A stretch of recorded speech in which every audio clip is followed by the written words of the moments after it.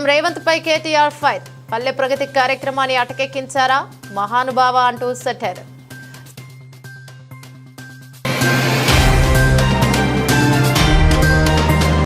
సామాన్యులకు రైతులకు మేలు జరిగేలా కొత్త రెవెన్యూ చట్టం తెచ్చామని స్పష్టం చేసిన మంత్రి పొంగులేటి.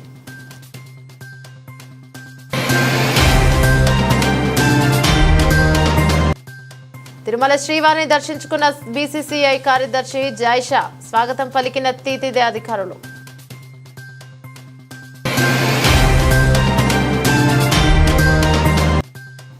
హైడ్రా దాడులపై భాజపా సింగిల్ గానే ఉద్యమిస్తోందని స్పష్టం చేసిన కేంద్ర మంత్రి బండి సంజయ్.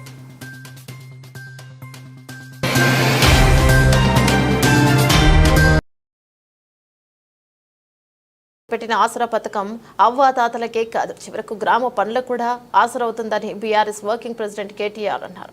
రంగారెడ్డి జిల్లా పోతుగల్లో 200 మంది పెన్షన్దారుల వృద్ధులు 20 చొప్పున 2000 పోగేసి షాద్ నగర్ చేవేల రహదారిపై ఏర్పడిన గుంతలను పూడ్చారు. నేపథ్యంలో కేసీఆర్ ఆసరా పథకం అవసరవుతున్నదనేది యాక్స్ వేదికగా కేటీఆర్ ట్వీట్ చేశారు. ఇక రోడ్డు వేయడానికి కూడా రాష్ట్ర ప్రభుత్వం వద్ద నిధులు లేవా అని ప్రశ్నించారు. మాజీ సర్పంచ్ల సంగతి సరే చివరకు పంచాయతీ కార్యదర్శులకు కూడా అప్పులు పాలు కావాల్సిందేనా అంటూ రేవంత్ అంటూ ఆగ్రహాన్ని వ్యక్తం చేశారు.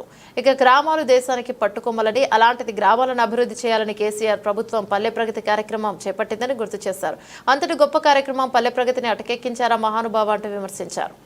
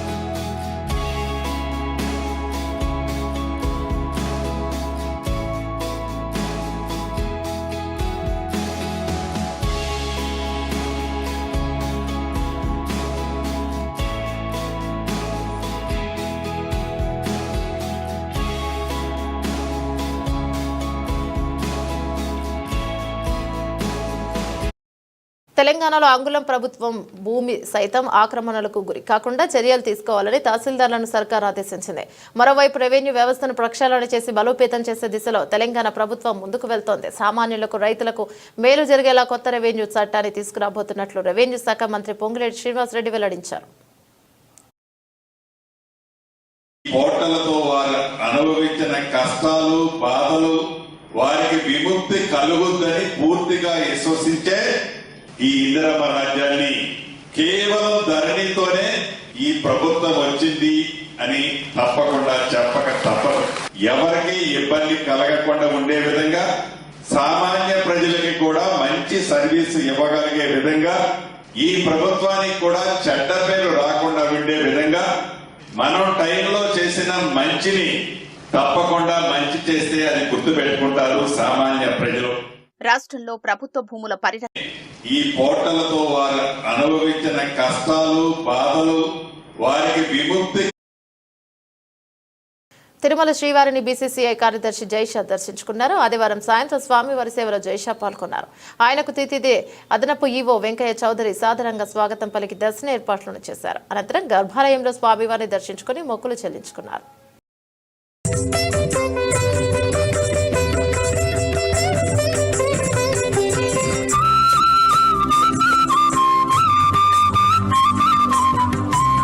పేరుతో భారత 1,00,000 కోట్ల అవినీతి చేసిందని కేంద్ర మంత్రి బండి సంజయ్ విమర్శించారు. కరీంనగర్లో నిర్వహించిన మీడియా సమావేశంలో ఆయన మాట్లాడారు. మూసు సుందరీకరణ పేరుతో కాంగ్రెస్ ప్రభుత్వం 1,50,000 కోట్ల దోపిడీకి తెరతీసిందని ఆరోపించారు. హైడ్రా పేరుతో ప్రజలు అసహించుకుంటున్నారన్నారు. గతంలో అయ్యప్ప సొసైటీ కూల్చివేత పేరుతో భారత వసూలు చేసిందని, హైడ్రా పేరుతో కాంగ్రెస్ వసూళ్లకు తెరతీస్తోందని, పేదల ఇళ్లను కూల్చేస్తే హైడ్రాను అడ్డుకుంటాం.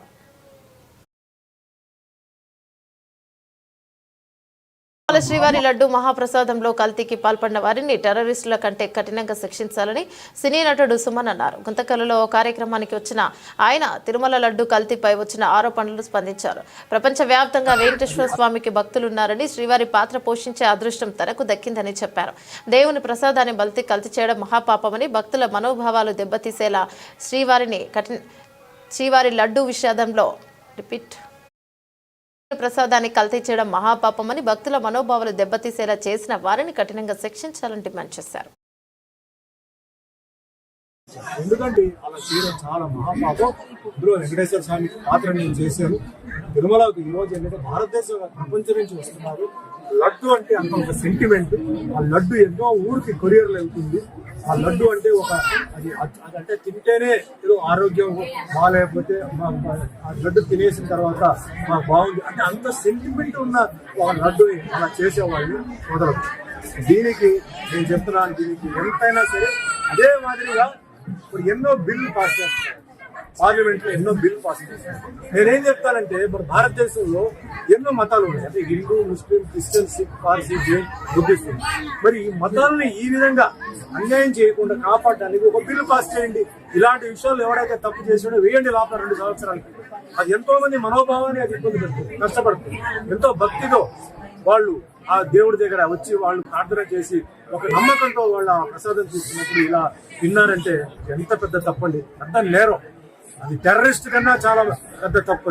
కాబట్టి కఠినంగా ఇది చేయాలి, కానీ జాగ్రత్తగా చేయాలి. ఎవరు తప్పు చేసారో వాళ్ళు పట్టుకోవాలి. దీంతో పాటు ఎవరు దాంట్లో తక్కువగా ఉన్నారో వాళ్ళని కూడా వదలకుండా తీరు. ఎందుకంటే టీటీడీ బోర్డు ఉంది, ఆఫీషియల్స్ ఉన్నారు, చెకింగ్ ఇన్స్పెక్టర్ ఉన్నారు. ఇంత ఉన్నప్పుడు ఎలా జరిగింది?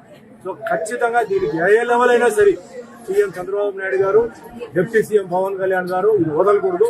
ఇది ముఖ్యంగా హిందువులకి చాలా అవమానం, హిందువుకి చాలా వాళ్ళ మనసుని దెబ్బ కొట్టినట్టు అవుతుంది. కాబట్టి ఇది ఖచ్చితంగా కఠినంగా శిక్షించాలి. ఎందుకంటే దుర్బుద్ధితో పరమ పవిత్రమైన తిరుమల వెంకటేశ్వర స్వామి లడ్డు ప్రసాదంపై వచ్చిన అబద్ధాలు వల్లే వేసి అపవిత్రం చేస్తూ తన తిరుమల పర్యటనను అవాస్తవాలు చెబుతూ రాజకీయ దుర్బుద్ధితో పరమ పవిత్రమైన తిరుమల శ్రీ వెంకటేశ్వర స్వామి లడ్డు ప్రసాదంపై పచ్చి అబద్ధాలు వల్లివేసి అపవిత్రం చేస్తూ తన తిరుమల పర్యటనపై అవాస్తవాలు చెబుతూ దబాయిస్తున్న సీఎం చంద్రబాబు తీరును ఆదివారం ఎక్స్ వేదికగా వైఎస్ఆర్సీపీ అధ్యక్షుడు మాజీ సీఎం వైఎస్ జగన్మోహన్ రెడ్డి ఎండగట్టారు. నీకు నోటీస్ ఇచ్చారా? తిరుమలకు పోవద్దన్నారా? వెంకటేశ్వర స్వామి గుడికి పోవనివ్వబోమని ఎవరైనా చెప్పారా? అంటూ శుక్రవారం సీఎం చంద్రబాబు పచ్చి అబద్ధాలను వల్లేవేశారు. ఇక మాజీ సీఎం జగన్ తిరుమల పర్యటనకు అనుమతి లేదన్న కార్యక్రమంలో పాల్గొన్న వెళ్లే చట్టరీత్యా చర్యలు తీసుకుంటామని హెచ్చరిస్తూ వైఎస్ఆర్సీపీ నేతలకు శుక్రవారం నోటీసులు ఇచ్చారు. శుక్రవారం సీఎం చంద్రబాబు మాట్లాడిన మాటలకు సంబంధించిన వీడియోను వైఎస్ఆర్సీపీ నేతలు పోలీసులు జారీ చేసిన నోటీసులను జత చేస్తూ దీని అర్థం ఏంటి బాబు? దీనికన్నా వేరే సాక్ష్యం కావాలా? సత్యమేవ జయతే అంటూ మాజీ సీఎం వైఎస్ జగన్ ఎక్స్ లో పోస్ట్ చేశారు. పారుదల శాఖ మంత్రి ఉత్తమ్ కుమార్ రెడ్డి ఇంట్లో విషాదం నెలకొంది. మంత్రి ఉత్తమ్ కు పితృవియోగం కలిగింది. అనారోగ్య సమస్యలు, వయోభారం కారణంగా ఉత్తమ్ తండ్రి పురుషోత్తం రెడ్డి ఆదివారం ఉదయం తుది శ్వాస విడిచారు. దీంతో మంత్రి ఇంట విషాద ఛాయలు అలుముకున్నాయి. తో వయోభారం కారణంగా ఉత్తమ్ తండ్రి పురుషోత్తం రెడ్డి ఆదివారం ఉదయం తుది శ్వాస విడిచారు. దీంతో మంత్రి ఇంట విషాదం ఛాయలు అలుముకున్నాయి. గత కొంతకాలంగా అనారోగ్యంతో బాధపడుతున్న ఆయన హైదరాబాద్ లో కిమ్స్ ఆసుపత్రిలో చికిత్స పొందుతున్నారు. అయితే ఇవాళ ఉదయం పరిస్థితి విషమించడంతో ప్రాణాలు కోల్పోయారు. దీంతో పురుషోత్తం రెడ్డి భౌతిక కాయాన్ని సందర్శనార్థం ఆసుపత్రి నుంచి ఉత్తమ్ ఇంటికి తరలించారు. దీంతో పెద్ద ఎత్తున నాయకులు, కార్యకర్తలు, అభిమానులు తరలివస్తున్నారు. అయితే మంత్రి ఉత్తమ్ కుమార్ రెడ్డికి పితృయోగం కలగడంపై పలువురు నేతలు తీవ్ర విషాదం వ్యక్తం చేస్తున్నారు. కుటుంబ ప్రగాఢ సానుభూతిని తెలుపుతున్నారు. ముఖ్యమంత్రి రేవంత్ రెడ్డి తీవ్ర దిగ్భ్రాంతి వ్యక్తం చేస్తారు. సీఎం సహా పలువురు మంత్రులు, కాంగ్రెస్ ఎమ్మెల్యేలు, వివిధ పార్టీల నాయకులు, ప్రజాప్రతినిధులు, అధికారులు సంతాపం తెలిపారు. ఇప్పటికే ఆయన ఇంటి వద్దకు పెద్ద ఎత్తున కాంగ్రెస్ కార్యకర్తలు చేరుకుంటున్నారు. ఇక పూలగుచ్చం అర్పించి నివాళులను అర్పించి టీపీసీసీ అధ్యక్షులు మహేష్ కుమార్ గౌడ్, ఏపీసీసీ అధ్యక్షురాలు షర్మిలారెడ్డి తదితరులు వచ్చారు.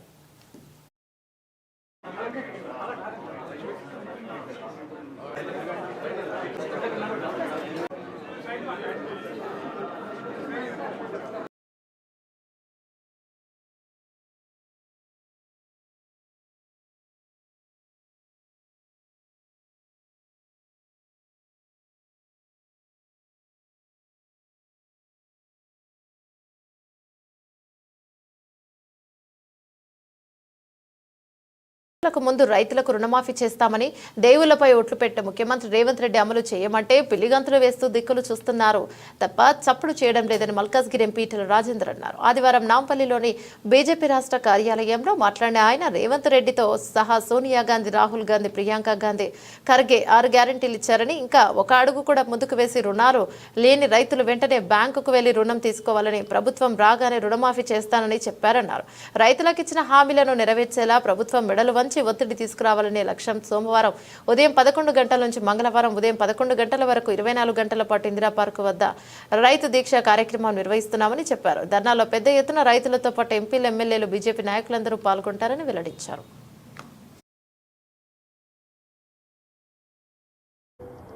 ప్రియాంక గాంధీ గారి సమక్షంలో, వాళ్ళ ఖర్గే గారి సమక్షంలో 6 గ్యారంటీల పేరిట ప్రజల ముందుకు హామీలు ఇచ్చిండు. అందులో ఒక గ్యారంటీ రైతు రుణమాఫీ, రైతు బంధు, 500 రూపాయల క్వింటాలకు బోనస్, కౌలు రైతుకి కూడా రైతు బంధు అమలు చేస్తా అని చెప్పడం, చివరికి రైతు కూలీలకు కూడా నెలకు 1000 రూపాయలు చొప్పున 12,000 రూపాయలు ఇస్తా అని చెప్పిండు. ఇంకా ఒక అడుగు ముందుకేసి ఎవరైనా లోన్ లేని వాళ్ళు ఉంటే వెంటనే బ్యాంకుకు పోండి, రుణం తీసుకోండి, మన ప్రభుత్వం వస్తుంది, వెంటనే తెల్లారే సంతకం పెడితే మీకు రుణమాఫీ అవుతుందని చెప్పాడు. 3 నెలలు గడిచింది, 4 నెలలు గడిచింది, పిల్లి గంతులు వేస్తుండ్రు రేవంత్ రెడ్డి తప్ప, దిక్కులు చూస్తుండ్రు తప్ప ఎక్కడ సప్పుడు లేదు. మూసీ రివర్ ఫ్రంట్ పేరుతో మూసీ సుందరీకరణ ప్రాజెక్టు కోసం కాంగ్రెస్ ప్రభుత్వం 1,50,000 కోట్ల ఖర్చు చేస్తామని చెప్పడం వెనుక పెద్ద ఎత్తున బాగోతాలు జరుగుతున్నాయని భారత రాష్ట్ర సమితి వర్కింగ్ ప్రెసిడెంట్ కేటీఆర్ ఆరోపించారు. ముందు 1,000 కోట్లు అని చెప్పి ఇప్పుడు ప్రాజెక్టు అంచనా వ్యయాన్ని 3 పెంచమంటే కాంగ్రెస్ ధనదాహం ఏ విధంగా ఉందో అర్థం చేసుకోవచ్చన్నారు. తట్టెడు మట్టి కూడా తీయకుండా 1,000 కోట్లు తన్నుకుపోయే కుట్ర జరుగుతుందని కేటీఆర్ అన్నారు. ఇక ఎట్టి పరిస్థితుల్లో కుంభకోణాల కాంగ్రెస్ ఆటలు సాగనివ్వమని స్పష్టం చేశారు. కాంగ్రెస్ ఆడుతున్న డ్రామాను ప్రజలు గమనిస్తున్నారని కేటీఆర్ అన్నారు.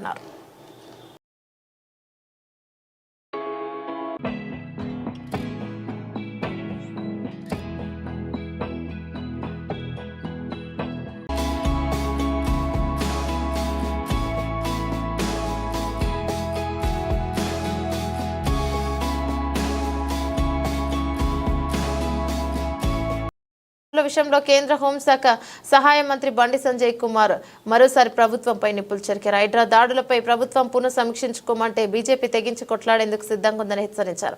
సందర్భంగా ప్రజలను ఉద్దేశించి మాట్లాడుతూ, ప్రజలారా మీకు అండగా బీజేపీ ఉంది, మీ ఆస్తులను రక్షించే బాధ్యత తీసుకుంటాం, మీ ఆయుధం మేమవుతాం, పేదలకు ఆయుధంగా బీజేపీ మారబోతుంది. మీ ఇండ్లపై హైడ్రా బుల్డోజర్లు దిగాలంటే ముందు బీజేపీ కార్యకర్తలపై, మా పైన బుల్డోజర్లపైన దిగిన తర్వాతే మీ ఇండ్లను తాత్కాలికంగా తాకాలి. అందుకు పూర్తిగా సన్నద్ధమై ఉన్నాం. ఇక ప్రభుత్వం కూడా పేదల ఇండ్లు కూల్చే ముందు దానికి సిద్ధం కండి. ఈ విషయం ఎందాకైనా తెగించి కొట్లాడేందుకు రెడీగా ఉన్నామని స్పష్టం చేసింది. సిగ్గుండాలే, పేదల ఇండ్లు కూల్చడమే ఇందిరమ్మ రాజమా, పేదల ఉసురు తీసుకోవడం ఇందిరమ్మ రాజమా, 6 గ్యారెంటీలను అమలు చేయకుండా మోసం చేయడం ఇందిరమ్మ రాజమా, పేదల కన్నీళ్లు పెడుతుంటే మీకు కనిపించడం లేదా? బీఆర్ఎస్ కు మీకు తేడా? గతంలో బీఆర్ఎస్ కూడా ఇట్లనే చేసిందే, మీరు ఇదే పంతా కొనసాగిస్తున్నారు.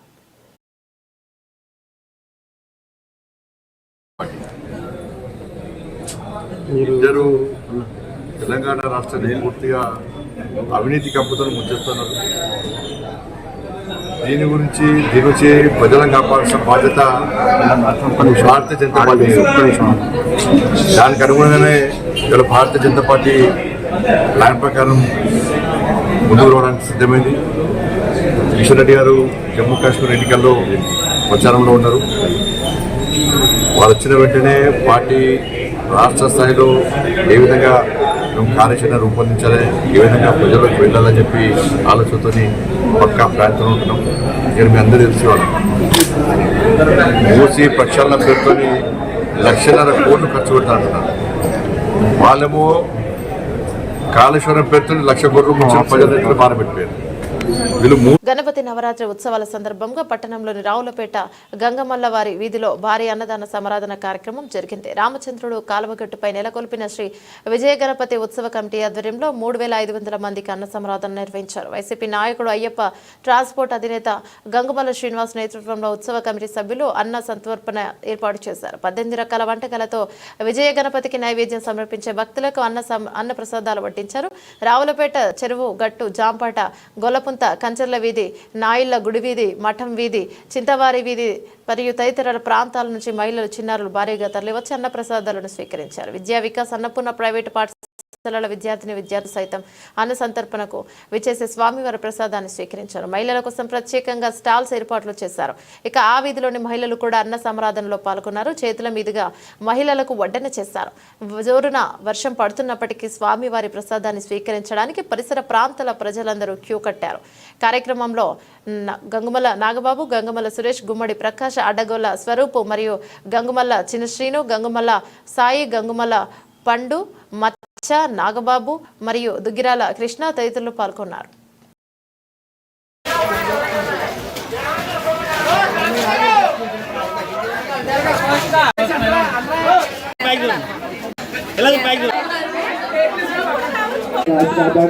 జీవాల వద్దకే వైద్య సిబ్బంది వచ్చి తక్షణ చికిత్స అందించేందుకు గాను కేసీఆర్ గారు ప్రారంభించిన 1962 పశు వైద్య సంచార వాహన సేవలను కాంగ్రెస్ ప్రభుత్వం నిర్లక్ష్యం చేయడం శోచనీయం. కేంద్ర ప్రభుత్వం ప్రశంసలు సైతం పొంది దేశానికే రోల్ మోడల్ గా నిలిచిన గొప్ప కార్యక్రమ నిర్వహణను గాలికి వదిలేసిన మూగజీవులు రోదనకు కారణమవుతుంది. ఒకవైపు వాహనాల్లో మందుల కొరత కారణంగా అత్యవసర పరిస్థితుల్లో మూగజీవుల ప్రాణాలు కాపాడాలనే సదాశయం నీరుగారిపోతుండగా, మరోవైపు వాహన డ్రైవర్, డాక్టర్, ఇతర సిబ్బందికి వేతనాలు అందక నానా అవస్థలు పడుతున్నారు. ఇక కుటుంబ పోషణ భారంగా మారి ఆవేదన చెందుతున్నారు. ప్రభుత్వం వెంటనే స్పందించి 1962 వాహనాల్లో మందులు, వైద్య పరికరాలు అందుబాటులో ఉంచాలని, ఉద్యోగ సిబ్బందికి 6 నెలలుగా పెండింగ్ లో ఉన్న వేతనాలను చెల్లించాలని బీఆర్ఎస్ పార్టీ ప్రక్షాళన డిమాండ్ చేస్తుంది.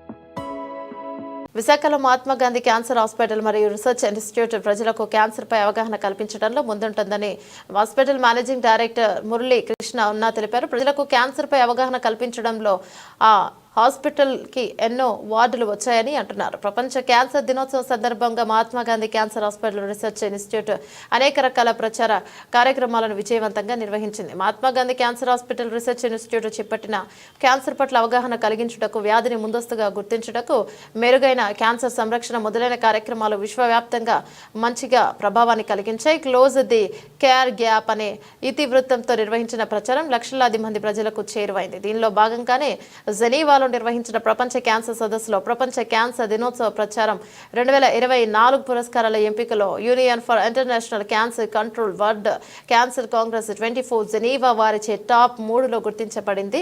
అందుకు సంతోషంగాను మరియు గర్వంగాను ఉందని క్యాన్సర్ హాస్పిటల్ యాజమాన్యం ఈ సందర్భంగా తెలిపారు. ఆసియా నుండి ఇలాంటి గుర్తింపు పొందిన ఏకైక సంస్థగా ఈ ప్రాంతంలో క్యాన్సర్ పై పోరాటంలో చేయటంలో అగ్రగామిగా నిలిచినందుకు మాకు గౌరవంగా ఉందన్నారు.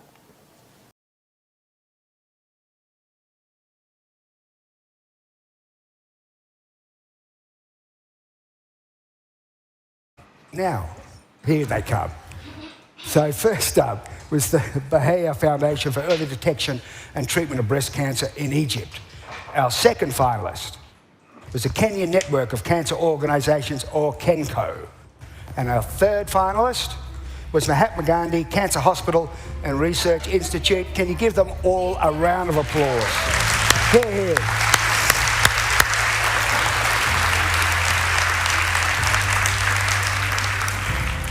It is no mean thing mounting a successful, widespread. ఋషికొండలోని Tirumala Tirupati దేవస్థానం వెంకటేశ్వర స్వామిని దర్శించుకున్న మాజీ మంత్రి వైసీపీ జిల్లా అధ్యక్షుడు గుడివాడ అమర్నాథ్. మాజీ ఎమ్మెల్యేలు, మేయర్, కార్పొరేటర్లు, టీడీపీ అధికారులు వచ్చి 4 నెలలు పూర్తవుతున్న సందర్భంగా ఎన్నికల్లో ఇచ్చిన హామీలు నెరవేర్చడం వల్ల డైవర్ట్ చేయడానికి వెంకటేశ్వర స్వామిపై ఇలాంటి నిందలు వేసి వైసీపీపై ప్రచారం చేస్తున్నారని, వెంకటేశ్వర స్వామి లడ్డు ప్రసాదం తయారీలో కల్తీ నెయ్యి జరిగి ఉంటే ఎక్కడ జరిగింది, ఎప్పుడు జరిగిందనేది ఒక ముఖ్యమంత్రిగా తేల్చి చెప్పాలని డిమాండ్ చేశారు. తక్షణమే సిబిఐ ఎంక్వైరీకి డిమాండ్ చేయాలి. ఈరోజు వైఎస్ఆర్ కాంగ్రెస్ పార్టీ దేశవ్యాప్తంగా, ప్రపంచవ్యాప్తంగా ఉన్నటువంటి హిందువులందరూ కూడా సిబిఐ ఎంక్వైరీని డిమాండ్ చేస్తూ ఉన్నారు. మీరు చేసినటువంటి ఆరోపణలో వాస్తవం ఎంత, నిజం ఎంత, లేదా మీరు రాజకీయాలకు వాడుకున్నారా లేదా అనేటువంటిది బయట పెట్టాలి. మీరు వేసినటువంటి సిట్లతోనే, మీరు వేసినటువంటి కమిటీలతో ఎవరికి నమ్మకం లేదు. ఎందుకంటే గతంలో కూడా మేము కూడా ప్రభుత్వాల్లో ఉన్నాం. ఆ కమిటీలు ఏ రకంగా పనిచేస్తాయో, ఎవరి కింద పనిచేస్తాయో, ఎవరి కోసం పనిచేస్తాయో అనేటువంటిది మాకు తెలుసు. తప్పకుండా రానటువంటి కాలంలో దీనికి సంబంధించినటువంటి నిజాలు బయటపడాలంటే సిబిఐ ఎంక్వైరీ ఒకటే దీని నిజాలు బయట పెడతాయనేటువంటి నమ్మకం ఈరోజు రాష్ట్ర ప్రజల్లో, దేశ ప్రజల్లో, హిందువుల్లో, భక్తుల్లో ప్రతి ఒక్కరిలో ఉందనేటువంటిది మా తాలూకా వైఎస్ఆర్ కాంగ్రెస్ పార్టీ భావన. చివరికి నిన్న జగన్మోహన్ రెడ్డి గారు తిరుపతి వెళ్ళాలని చెప్పి నిర్ణయం తీసుకుంటే ఆయన మీద కూడా లేనిపోయినటువంటి ఆరోపణలు. చివరికి ఆయనతో తిరుపతికి వెళ్తామన్నటువంటి వారికి నోటీసులు, మీరు వెళ్ళడానికి వీల్లేదు, వెళ్తే అరెస్ట్ చేస్తామని చెప్పి నోటీసులు ఇచ్చినటువంటి సందర్భం గతంలో ఎప్పుడన్నా ఉందా?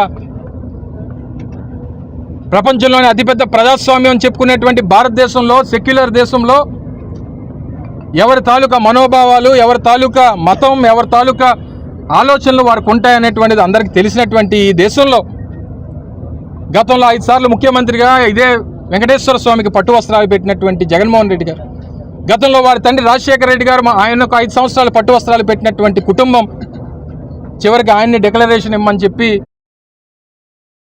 పరిరక్షణకు మేధావుల సదస్సు నిర్వహించిన విద్యార్థులు. విశాఖ ఆంధ్ర యూనివర్సిటీ ప్రాంగణం టీఎల్ఎస్ మహాసభలో ఈరోజు విద్యార్థి సంఘాల నేతలు సదస్సు నిర్వహించారు. సందర్భంగా సిపిఐ రాష్ట్ర నాయకులు సిహెచ్ నరసింగారావు మాట్లాడుతూ కేంద్ర ప్రభుత్వం విశాఖ స్టీల్ ప్లాంట్ ప్రైవేటీకరణ చేయాలని చూస్తోందని, గత 50 ఏళ్ల కిందట 32 మంది ప్రాణత్యాగాలతో ఏర్పాటు అయిన స్టీల్ ప్లాంట్ను పరిరక్షించుకునే బాధ్యత అందరిపై ఉందని, ఈరోజు విద్యార్థులందరూ కలిసి మేధోమథనం పేరిట స్టీల్ ప్లాంట్ పరిరక్షణకు వారు చేస్తున్న కృషి అభినందనీయమని, ఇప్పటికే 4,000 మంది కార్మికులు అంతర్గతంగా ఆపివేశారని, దాన్ని కప్పుపుచ్చుకునేందుకు స్టీల్ ప్లాంట్ను సెయిల్ విలీనం చేస్తున్నట్టు తప్పుడు ప్రచారం చేశారని, స్టీల్ ప్లాంట్లో ప్రస్తుతం ఉత్పత్తి కూడా ఆపివేసి కేంద్రం తప్పుడు నిర్ణయం తీసుకుందని ఆవేదన వ్యక్తం చేశారు. స్టీల్ ప్లాంట్ ప్రైవేటీకరణ ఆపుకుంటే ఇక అన్ని విశ్వవిద్యాలయాల విద్యార్థులు ఉద్యమాన్ని సదనం అవుతారని, వారికి మద్దతుగా ప్రజా సంఘాలందరూ కలిసి ఉద్యమాన్ని ఉధృతం చేస్తామన్నారు. టీఎల్ఎన్ సభాహాల్లో విద్యార్థుల ఆధ్వర్యంలో విశాఖ స్టీల్ ప్లాంట్ రక్షణ కోసం మేధోమథన సమావేశం జరుగుతుంది. సమీక్ష సమావేశంలో ఎస్సీ ఎస్టీ కమిషన్ చైర్మన్ బక్కి వెంకటయ్య కలెక్టరేట్లో శనివారం ల్యాండ్ అట్రాసిటీ కేసులపై సమీక్ష సమావేశం నిర్వహించారు. పాల్గొన్నారు. 60 days లో మ్యాక్సిమం మేము చార్జ్ చేస్తున్నాం సార్. కొన్నిట్లో రిపోర్ట్స్ పెట్టుకుంటేనే మా దగ్గర లేట్ అయింది సార్. చింతలపూడి ప్రభుత్వ ఏరియా ఆసుపత్రి మొదటి కమిటీ సమావేశానికి ముఖ్య అతిథిగా పాల్గొన్నారు చింతలపూడి శాసనసభ్యులు సొంగ రోషన్ కుమార్. ఆయన మాట్లాడుతూ ఏరియా ప్రభుత్వ ఆసుపత్రి సమావేశంలో పాల్గొని అభివృద్ధికి పలు సూచనలు చేశారు. అత్యుత్తమ వైద్య సేవలు అందించండి, స్థానిక వైద్యులు అందుబాటులో ఉండండి అంటున్నారు. 100 పడకల ఆసుపత్రి మౌలిక సదుపాయాల కల్పనపై ప్రభుత్వం దృష్టి పెడుతోందన్నారు. రోగుల సేవలకు రోగులకు వైద్య ఆరోగ్యాలు వెంటనే అందించండి, ఉదాసీనంగా వైద్యాధికారులు వ్యవహరించవద్దని మానవతా దృక్పథంతో ఈ కార్యక్రమంలో జిల్లా DCH doctor P Satish Kumar, ఆసుపత్రి అభివృద్ధి కమిటీ సభ్యులు కొండ్రు దేవ మరియు hospital superintendent doctor A Narayana Rao, కూటమి సభ్యులు, హాస్పిటల్ సిబ్బంది పాల్గొన్నారు.